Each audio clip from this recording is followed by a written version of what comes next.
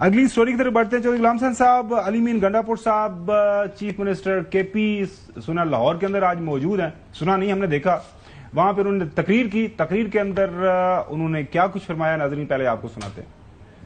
عمران خان کہتا ہے کہ پاکستان کے لیے میں مذاکرات کرنے کو تیار ہوں, اپنی ذات کے لیے نہیں, پاکستان کے لیے, کیونکہ اس کا مقصد کرسی نہیں ہے, اس کا مقصد ہے خوددار, خود مختار اور آزاد قوم بنانا ہے. اور ایک بات میں کرنا چاہتا ہوں اپنی تحریک انصاف کو, کوئی بھی ایسی تنقید مت کرو جس تنقید سے تمہارے مقصد کو, تمہارے لیڈر کو نقصان پہنچے. آگے بڑھو, متحد ہو جاؤ, اکٹھے ہو جاؤ, ہماری جیت قریب ہے. عمران خان ہمارے درمیان ہوگا.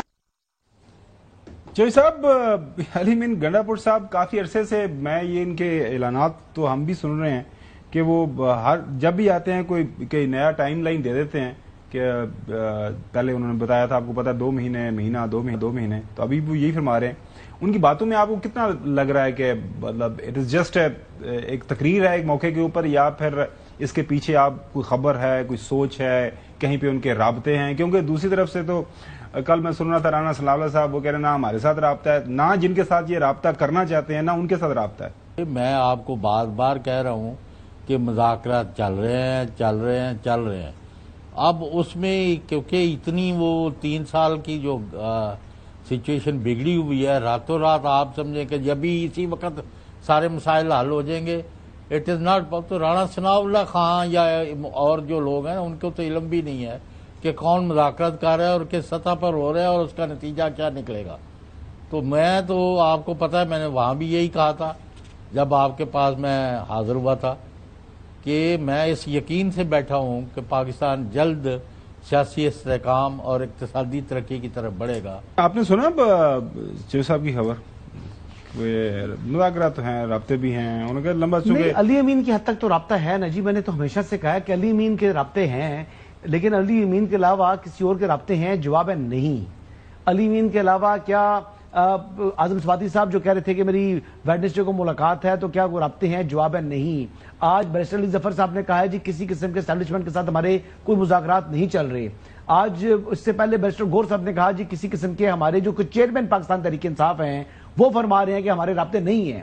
یا تو وہ بہت بڑے جھوٹے ہیں دونوں, بیرسٹر علی ظفر صاحب بھی اور بیرسٹر جو ہے وہ گور صاحب بھی, وہ دونوں پبلکلی عوام میں آ کر جھوٹ پھیلا رہے ہیں, گمراہی کر رہے ہیں, اور یا وہ سچ بیان کر رہے ہیں. لیکن آپ بھی ایک سیلف کانٹراڈکٹری بات کر رہے ہیں. نہیں, وہ تو کہہ رہے نہیں. Chief minister happens to be the chief minister of a province. ان کی بات چیت رابطہ اسٹیبلشمنٹ سے ہونا وہ ضروری. کیا وہ عمران خان صاحب کی رہائی کے لیے ہو رہی ہیں؟ وہ تو کہہ رہے ہیں. جواب ہے نہیں. ذرا دوبارہ سنائیے گا کیا کہہ رہے ہیں علی امین عمران خان. عمران خان کہتا ہے کہ پاکستان کے لیے میں مذاکرات کرنے کو تیار ہوں, اپنی ذات کے لیے نہیں, پاکستان کے لیے, کیونکہ اس کا مقصد کرسی نہیں ہے, اس کا مقصد ہے خوددار, خود مختار اور آزاد قوم بنانا ہے. اور ایک بات میں کرنا چاہتا ہوں اپنی تحریک انصاف کو, کوئی بھی ایسی تنقید مت کرو جس تنقید سے تمہارے مقصد کو, تمہارے لیڈر کو نقصان پہنچے. آگے بڑھو, متحد ہو جاؤ, اکٹھے ہو جاؤ, ہماری جیت قریب ہے. عمران خان ہمارے درمیان ہوگا.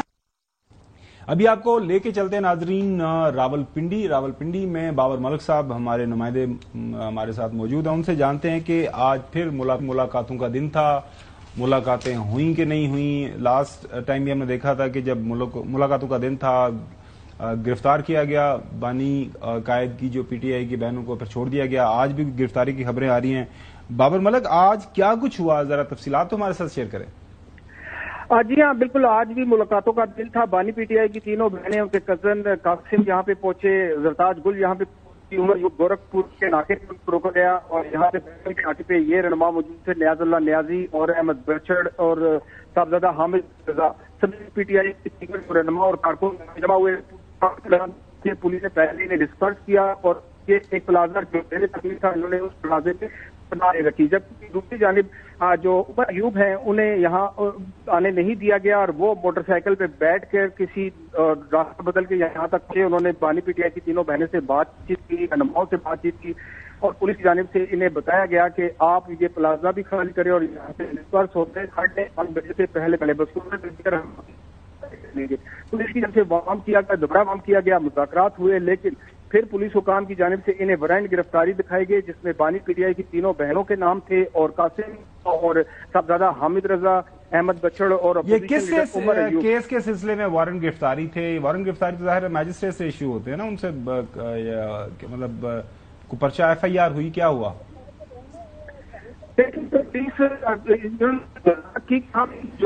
آپ کی آواز کٹ رہی ہے، میں ذرا حسن کے پاس جاتا ہوں، آپ سے دوبارہ ہم رابطہ کرنے کی کوشش کرتے ہیں۔ آپ کے پاس کیا انفارمیشن، کیا اطلاعات ہے اس حوالے سے؟ کیونکہ پچھلے دنوں آپ کہہ رہے تھے ملاقاتیں کرنے کی ان کو اجازت نہیں ملے گی۔ جی میں نے کہا تھا نا کہ تھرسڈے کی ملاقات نہیں ہوگی، ملاقات ہوگی تو صرف منگل والے دن ملاقات کر سکتے ہیں، اگلے نیکسٹ ویک جو ہے ٹیوزڈے کو ملاقات ہو سکتی ہے۔